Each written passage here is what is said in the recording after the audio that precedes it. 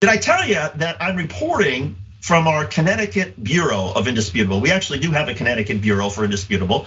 And here we have a Connecticut update on a story that Dr. Richey has done before. Down in New Haven, which is not too far from where I am right now, there's been an update involving a case of a black man who was in the back of a police van. The police stopped short.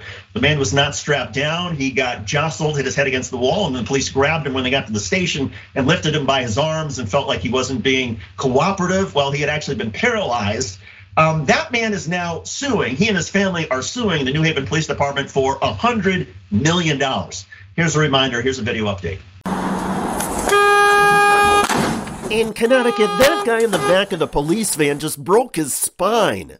The officer did not strap him in, drove faster than the speed limit, and then slammed on the brakes.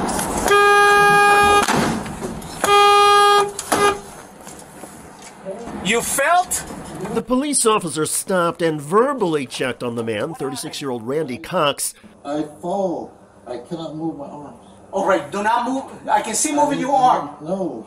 Okay. Look at my hand. All right, hold on. Help.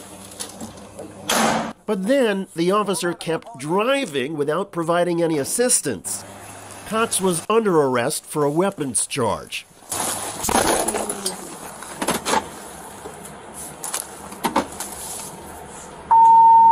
171. A few minutes later at the New Haven Detention Center, officers refused to believe Cox when he said he could not move. Come on or we're gonna pull you out. Slide down, my man. Oh, gee. Yeah, slide down so you can get out of here. Look, if you gotta drag me, we'll start moving. All right. Yep. Eventually, they dragged him out by his feet. What's the hand? All right, now, almost there. You're almost there. You gotta get your shoulders out. Ready? 1, 2, 3. Stand up. There we go. All right. How you making up? Ready?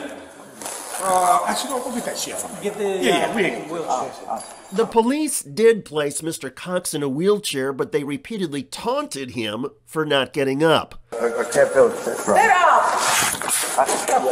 Oh my God, yo. Yeah, sit up. You're doing extra shit. Sit up.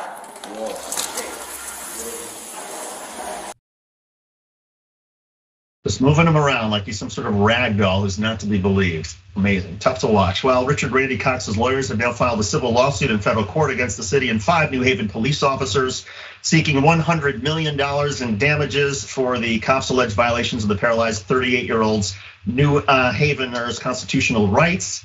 Oscar Diaz, Ronald Presley, Jocelyn Lelbander, and Louis Rivera and Sergeant Betsy Segui of violating Cox's 4th and 14th Amendment constitutional rights for their roles in an incident that led to Cox suffering severe injuries to the neck spine while in police custody on June 19th.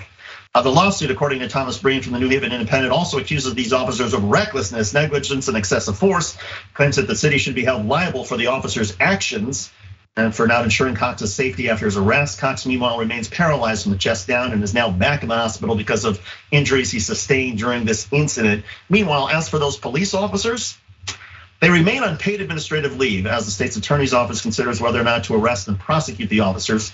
In the wake of the incident, the city has also upgraded its transportation policies and department-wide training on active bystandership and de-escalation in hopes of avoiding a similar future incident. In other words, now they're actually gonna make sure that people who are in a police vehicle are actually strapped, wearing a seatbelt, so in case a police officer jams on the brakes, the person doesn't smash their head on the wall. What a great idea. And oh, by the way, the city of New Haven, did we mention? They're still paying these police officers. That's what administrative leave means. They still collect their paychecks, even though they paralyzed this man. Remarkable. Dan, your thoughts? Yeah, talk about costing the city money, but like, it's not only, next time we're gonna strap the kid in. It's like, we're also going to do this active bystander training. So we're going to train cops to, hey, when you see one of your own behaving badly, you should be an active bystander and intervene so that whoever you have in your custody or whoever you're supposedly protecting and serving is being protected, is at least has some of their human rights taken care of. That should have been the whole point to begin with. That's the thing that makes this whole story so disgusting. And I hope that all the family, everyone involved gets every cent that they deserve out of this case, because this man is going to be, horribly paralyzed for the rest of his life because of cop negligence. And also not only the cop negligence, but also the one cop, the driver of the van, at no point when they were at the police station did he say to the other police officers, hey, maybe he does have an injury because I stopped short. The cop never came clean and said that he jammed on his brakes and this man went flying. All he said is that, well, this man was sort of flopping around and fighting us. No, he wasn't.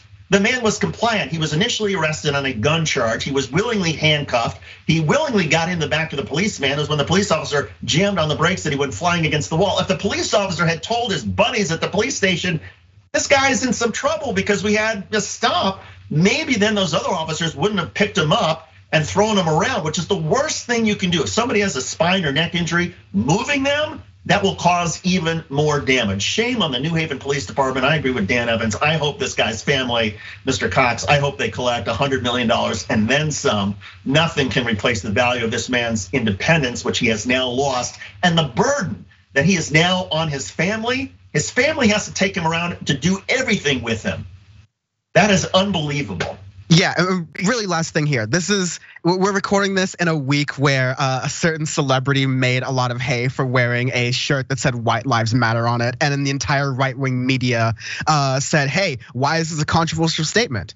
No, Black Lives Matter shouldn't be a controversial statement, but it's controversial to these same right-wing media figures, because when you have situations like this, where a person is treated like a ragdoll, they're treated less than a human being, you need to assert that Black lives do matter. Because I have a really hard time believing that that cop treats a white man in a similar situation in that same way.